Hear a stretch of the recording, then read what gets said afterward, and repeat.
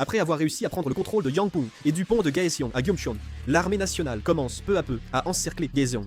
Les mouvements de l'armée nationale pour occuper Gaeseong ont alors véritablement commencé. Le 7e corps et le 1er corps ont sécurisé Gyeongcheon en utilisant l'opération aéroportée de la 2e division, et la 2e division avançait lentement vers le sud pour prendre le contrôle du mont Songgak. La 8e division est entrée à Jangpung sans combat et descendait lentement depuis le nord-est. Le réseau d'encerclement autour de Gaeseong était désormais complet. Il ne restait plus qu'une percée totale vers Gaeseong. Pour avancer vers Gaeseong, il était essentiel de sécuriser le mont Songgak. Le mont Songgak est une montagne située au nord de Gaeseong, culminant à 488 mètres. En gravissant cette montagne, on pouvait dominer la ville de Gaeseong depuis ce point stratégique. Avant la guerre du 25 juin, le mont Songgak, situé sur le 38e parallèle, était un point de confrontation entre la Corée du Sud et la Corée du Nord. Le sommet du mont Songgak étant en Corée du Nord, l'armée sud-coréenne y a subi de lourdes pertes. C'est aussi là qu'est né le héros surnommé le soldat kamikaze. En voyant que la 2e division nord-coréenne avait réussi à être parachutée à Gyeongcheon à la hâte, ils ont commencé à construire des tranchées et des installations de défense à l'endroit où il n'y avait auparavant que des postes de surveillance. En effet, dès que la 2e division a occupé le mont Songgak, la bataille urbaine de Gaeseong était pratiquement terminée. L'élargissement du front a forcé l'armée nord-coréenne et les volontaires chinois à disperser leurs troupes, affaiblissant leur défense. La colonne de chars K2 avançait en direction de Gaeseong, et soudain, un missile anti-char a été tiré depuis une position nord-coréenne fortifiée à Gaeseong. C'était d'origine chinoise. Le missile anti-char a frappé directement le char K2, et des flammes se sont alors élevées. L'équipage du char K2 semblait déconcerté, mais il a rapidement commencé à réagir. Surtout que, grâce au système de protection active du char K2, le missile anti-char a été intercepté. Le combat était intense, en particulier lors de cette bataille de Gaeseong. Le système de protection active a vraiment montré son efficacité. Ce système de protection active permettait d'augmenter considérablement la capacité défensive, bien plus que le simple renforcement du blindage traditionnel. En théorie, il peut intercepter presque tout ce qui arrive, y compris les obus perforants de chars, mais pour l'instant, il est principalement opérationnel contre certains projectiles, à énergie chimique, comme les roquettes anti-chars de type lance-roquettes anti-chars ou les missiles anti-chars. Cependant, malgré cela, les différentes roquettes anti-chars comme les lance-roquettes anti-chars utilisées par l'armée nord-coréenne continuaient d'attaquer le char K2 Eukpyo. Mais celui-ci les interceptait systématiquement grâce à son système de protection active. L'armée sud-coréenne progressait lentement. Les chars et les véhicules blindés avançaient en lançant continuellement des grenades fumigènes. Avant d'entrer dans la ville, de nombreux fantassins descendèrent des blindés pour mener des combats urbains. Dans ces combats urbains, où la coopération avec l'infanterie était bien coordonnée, les chars et les blindés étaient des forces redoutables. Rien qu'avec le canon principal de ce blindé, ils avaient déjà éliminé une 50aine de soldats nord-coréens. Les fantassins éliminaient les soldats ennemis équipés d'armes anti-chars, tandis que les chars couvraient l'infanterie avec leur puissance de feu et jouaient le rôle de bouclier. Ainsi, la coopération interarmes fonctionnait très efficacement. Malgré cela, les pertes persistaient. Les soldats nord-coréens et volontaires chinois ont résisté désespérément pour empêcher l'entrée à Gaeseong et gagner du temps. Un tireur d'élite volontaire chinois visait les véhicules de ravitaillement de l'armée sud-coréenne sur la route. Il fallait d'abord neutraliser ce tireur d'élite ennemi. L'armée sud-coréenne a réussi à localiser le tireur grâce à un drone, puis le véhicule blindé K-808 a tiré son canon principal et a littéralement éliminé le tireur d'élite. Comme l'armée sud-coréenne risquait sa vie chaque jour au combat, elle progressait peu à peu. Désormais, en utilisant activement les drones, ils localisèrent les positions ennemies et avançaient avec une puissance de feu écrasante. Grâce à cette utilisation active des drones, les soldats nord-coréens et les volontaires chinois étaient clairement en difficulté. Dans le K-808 à l'arrêt, les fantassins sautaient et couraient vers l'objectif. Les chars et blindés avançaient lentement en protégeant les fantassins. Jadis désorganisés, ils se battaient là, désormais avec habileté. Les fantassins éliminaient vite les soldats nord-coréens armés d'antichars, assurant la progression des chars et blindés. Un soldat a abattu un nord-coréen tentant de tirer un lance-roquette anti-char depuis un toit avec son fusil K2C1. Le lance-roquette anti-char a touché un bâtiment. Ils avançaient lentement, se faisant confiance. Les nord-coréens ont réagi en contre-attaquant, harcelant l'armée sud-coréenne avec mitrailleuses et mortiers. Les explosions s'enchaînaient, le combat alternant entre fuite et riposte. Lors des combats près de l'église de Gaeseong, l'armée sud-coréenne a subi des pertes. Un char détruit par des missiles anti-chars nord-coréens. L'avancée continuait malgré les pertes. La flotte mobile en escale à Jeju a rejoint la mer Jaune pour reconquérir Gaeseong. Leur but était de protéger les voies maritimes, préparer la défense contre le nord et soutenir la politique étrangère, comme la mission Cheonghae. Mais ils ont finalement opéré en mer Jaune pour soutenir le front ouest.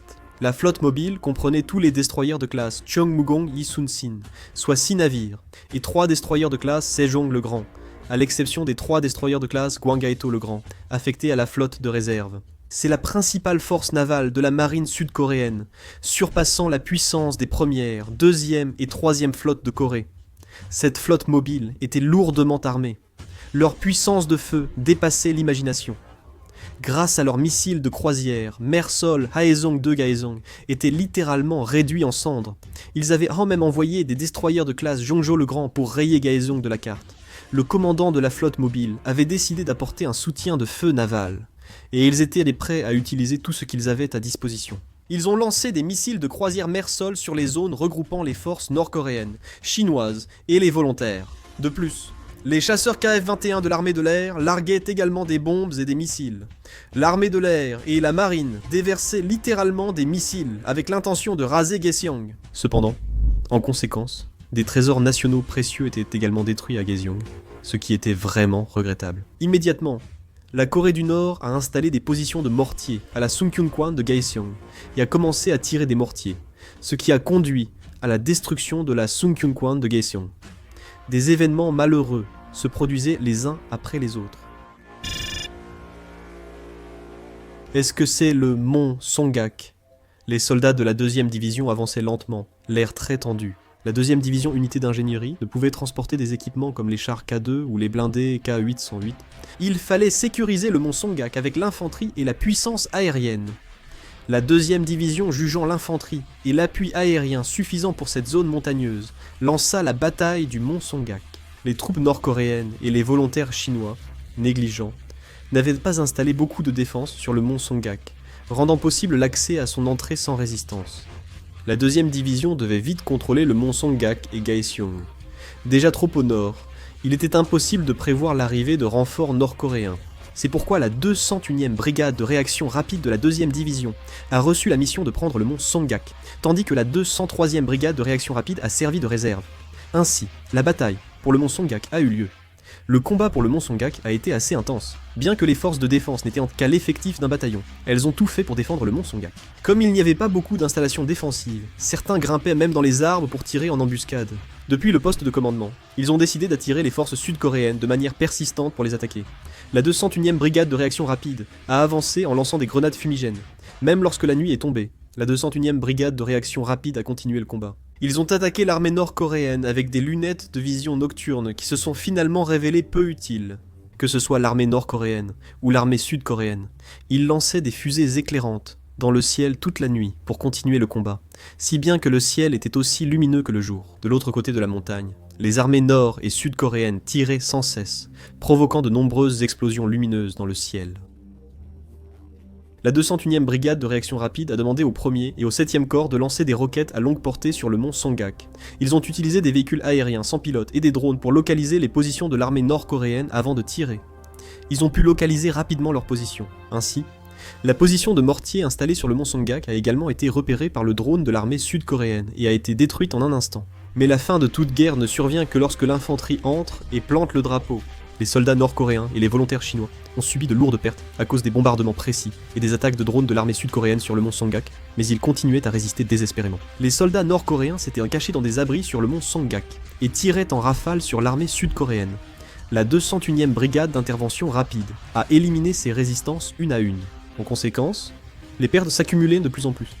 Dans cette situation, à Kaesong, il s'est mis à pleuvoir abondamment, il y a eu une pluie torrentielle.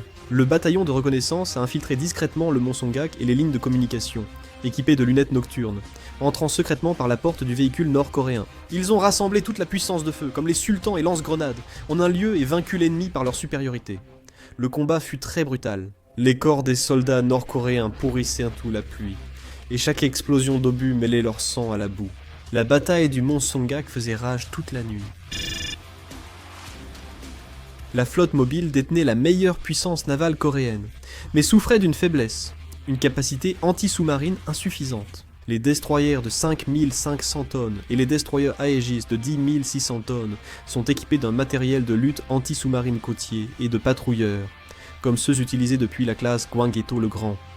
Ils dépendent beaucoup du soutien des hélicoptères anti-sous-marins et des avions de patrouille maritime basés à terre. Ceci ressemble à ce qu'on voit dans d'autres marines. Les hélicoptères embarqués sont moins performants et plus petits que d'autres classes, ce qui est un inconvénient. Malgré des demandes répétées d'amélioration des capacités anti-sous-marines de la flotte mobile, toutes les tentatives ont échoué, jusqu'à ce que le problème devienne critique. Par une nuit sombre, le Sejong le Grand de la marine coréenne patrouillait en mer Jaune. À ce moment-là, l'armée nord-coréenne a attaqué le Sejong le Grand avec un sous-marin. Ils ont lancé une torpille, mais heureusement, le Sejong le Grand a rapidement détecté la menace et a effectué une manœuvre d'évitement d'urgence. Le Sejong le Grand a viré brusquement et a réussi à esquiver la torpille de justesse. Cependant, comme plusieurs torpilles ont été lancées, l'une d'elles a fini par toucher le Sejong le Grand. Par conséquent, le Sejong le Grand a été frappé par une torpille et de l'eau a commencé à s'infiltrer dans la salle des machines. Un sous-marin kilo nord-coréen a attaqué par surprise un navire sud-coréen vers 3h du matin. Le Sejong le Grand penchait et de la fumée noire sortait de la salle des machines, où l'alerte d'inondation clignotait en continu sur le panneau. La marine, informée sur le Sejong le Grand, a vite envoyé un destroyer pour empêcher une nouvelle attaque nord-coréenne. Malgré de lourds dégâts, le Sejong le Grand a été rapidement évacué au port pour réparation. Un coup de chance dans leur malheur. L'attaque nord-coréenne a continué. La Corée du Nord a activé ses sous-marins cachés. Il arrivait aussi que des bateaux de pêche ou des navires marchands soient attaqués. L'armée nord-coréenne attaquait sans pitié les bateaux de pêche et les navires marchands, qui étaient parfois coupés en deux. Les navires de guerre de la marine sud-coréenne étaient bien sûr continuellement pris pour cible. Comme les bateaux de pêche et les navires marchands continuaient pour d'autres de subir des pertes, les victimes civiles augmentèrent de plus en plus. À ce moment-là, la marine nord-coréenne est même allée jusqu'à attaquer des ports majeurs comme celui d'Incheon. La marine sud-coréenne ne pouvait quasiment pas agir sans neutraliser les sous-marins nord-coréens. Dans cette situation, la marine sud-coréenne n'avait d'autre choix que de mettre temporairement de côté le soutien en puissance de feu pour Gaeseong et de donner la priorité à la recherche des sous-marins nord-coréens. Ils ont commencé à utiliser tous les avions de patrouille et les appareils anti-sous-marins dont ils disposaient pour traquer minutieusement les sous-marins nord-coréens. La marine sud-coréenne a déployé des avions de patrouille maritimes anti-sous-marins P-8 Poséidon au-dessus de la mer Jaune pour commencer la recherche sous-marine. La marine sud-coréenne traquait et coulait les sous-marins nord-coréens grâce à ces avions et appareils anti-sous-marins, localisant leur position avant de larguer des bombes pour les détruire. Les sous-marins nord-coréens étaient coulés en mer. L'eau jaillissant lors des explosions offrait un spectacle impressionnant. C'était comme si une baleine, ou même plus de 5 baleines, soufflait de l'eau. La mer jaillissait de partout. La force sous-marine de la Corée du Nord était anéantie les unes après les autres. Dans cette situation, Sejong, dont l'organisation n'était même pas encore complètement formée, a fourni des informations à la Corée du Sud. Il s'agissait d'informations selon lesquelles la totalité de la force sous-marine nord-coréenne était rassemblée en 3 endroits. La position des sous-marins nord-coréens était inconnue jusqu'aux informations transmises par Sejong, qui ont permis de les localiser. La Corée du Nord avait construit des abris souterrains pour sous-marins à plusieurs endroits, ce qui leur permettait de se dissimuler et d'échapper à la détection par satellite. La Corée du Sud avait déjà repéré et détruit tous les abris souterrains connus à l'avance grâce à des missiles, mais il s'est avéré qu'il y avait encore 3 autres abris souterrains que la Corée du Sud ne connaissait pas. C'est pourquoi la force sous-marine nord-coréenne était toujours active. La Corée du Sud a donc décidé d'éliminer simultanément tous les abris souterrains pour éradiquer la force sous-marine nord-coréenne. Elle a commencé à mobiliser toutes ses ressources vers ces abris souterrains. Des missiles ont également été continuellement lancés, et les abris ont été complètement détruits les uns après les autres. Les sous-marins nord-coréens cachés ont aussi été détruits. La marine sud-coréenne a détruit la force sous-marine ennemie, mais a aussi subi de lourdes pertes. 2 navires d'escorte ont été touchés par des torpilles, sans couler. Il fallait absolument réparer les navires de guerre endommagés. Et c'est à ce moment-là que la Corée a enfin pu montrer la puissance de son industrie manufacturière et navale, perfectionnée au fil des années. Les navires étaient réparés à une vitesse impressionnante. Les fantassins de cette division avançaient vers le mont Songgak à Kaesong. Comme il s'agissait d'une montagne, ils devaient attaquer sans équipement lourd, seulement avec l'infanterie et le soutien d'hélicoptères d'attaque. Les soldats de la 201e brigade de réaction rapide ont utilisé arbres et rochers pour grimper vite la crête. Mais les soldats nord-coréens opposaient une résistance farouche depuis les tranchées et les positions qu'ils avaient préparées à l'avance. Toutes sortes de mitrailleuses tiraient en rafale pour attaquer les troupes sud-coréennes. Les soldats de la 201e brigade de réaction rapide avançaient, soutenus par lance-grenades, mortiers et appuis aériens. Ils avaient atteint la moitié de la montagne. Les soldats nord-coréens résistaient. Le terrain étroit du mont Songgak défavorisait les assaillants. Des combats à la baïonnette éclatèrent dans les tranchées, parfois avec des volontaires chinois. À l'origine, un seul bataillon d'infanterie défendait la position. Mais les Nord-Coréens savaient que si le mont Songgak tombait, Kaesong serait perdu. C'est pourquoi 2 bataillons supplémentaires et environ 200 volontaires chinois ont été envoyés en renfort. On avait l'impression que tant l'armée sud-coréenne que l'armée nord-coréenne jouaient leur va-tout dans la bataille du mont Songgak. À ce moment-là, il s'est mis à pleuvoir. Les fantassins de cette division ont profité de cette pluie torrentielle pour s'approcher discrètement des positions ennemies. Une escadrille de drones sud-coréens poursuivit ses attaques suicides contre les positions nord-coréennes. Il fallait contrôler le mont Songgak, car sa conquête offrait une vue sur Kaesong. L'image d'une armée sud-coréenne désorganisée avait disparu. Désormais, ils intégraient l'environnement et utilisaient drones et véhicules aériens sans pilote pour leur tactique. Changement majeur. L'armée nord-coréenne a vite adopté les tactiques apprises pendant la guerre en Ukraine. Un combat féroce faisait rage, les soldats s'insultaient, brandissaient couteaux et crosses et s'entretuaient. Alors que la bataille du mont Songgak faisait rage, un problème est survenu. La 201e brigade d'intervention rapide a épuisé ses munitions lors de la bataille du mont Songgak. Pour ravitailler la 2e division, il fallait contourner Kaesong, ce qui allongeait la ligne et compliquait l'approvisionnement en matériel et fournitures. De plus, à cause de la pluie, il fallait emprunter les routes non pavées de l'armée nord-coréenne. Les attaques de mortiers nord-coréennes visaient à être ravitailleurs et cuisiniers, perturbant l'approvisionnement. Parfois, des soldats combattaient sans manger correctement. La 201e brigade d'intervention rapide a poursuivi les combats en économisant les munitions.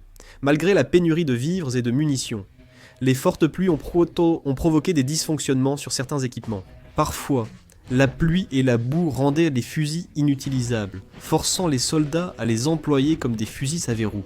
Il y a également eu des problèmes, comme des obus de mortier qui n'explosaient pas. En conséquence, la puissance de combat de la 201e brigade d'intervention rapide a chuté brutalement. Ce moment a encore montré l'importance de la logistique militaire.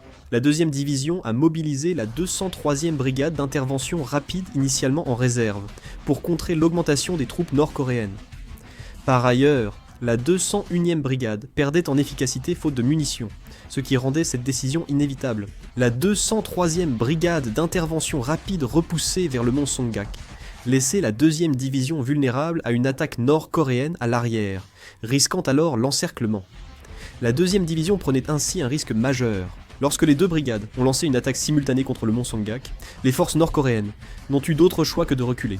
Les Nord-Coréens ont été repoussés par l'offensive des troupes sud-coréennes et ont dû battre en retraite. Ils ont finalement pris le mont Songgak.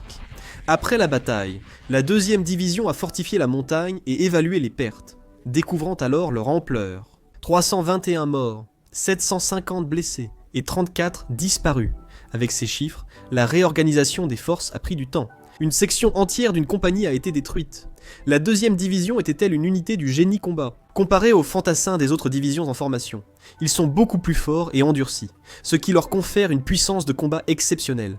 Mais comme cette division a été utilisée comme de simples fantassins, il faudra beaucoup de temps et de ressources pour la remettre sur pied. C'est parce qu'ils pensaient qu'il fallait reprendre Kaesong rapidement qu'ils ont agi ainsi, n'est-ce pas? La 2e division a pris Songgaksan, tuant 1247 Nord-Coréens, capturant 322, tuant 153 volontaires chinois, et en capturant 48. Si l'on regarde seulement les proportions, la 2e division a complètement occupé Songgaksan et l'a utilisé comme base. Ils ont creusé des tranchées et installé des positions de mortiers pour empêcher toute percée à Songgaksan. Depuis Songgaksan, on pouvait voir directement le centre-ville de Kaesong. Même en tirant seulement quelques obus de mortier depuis cet endroit, ils pouvaient frapper directement les points stratégiques nord-coréens, infligeant ainsi de lourdes pertes à l'ennemi. Il pleuvait sans cesse. Seule la dernière bataille pour reprendre Kaesong restait. Toutes les églises et Songgaksan étaient déjà sous contrôle. Il ne restait qu'à occuper le centre-ville.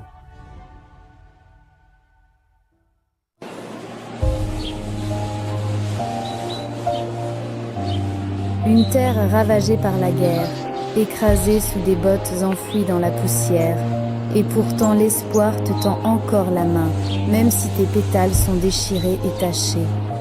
Tu le feras? À travers la douleur, le monde peut brûler et s'effondrer, mais toi,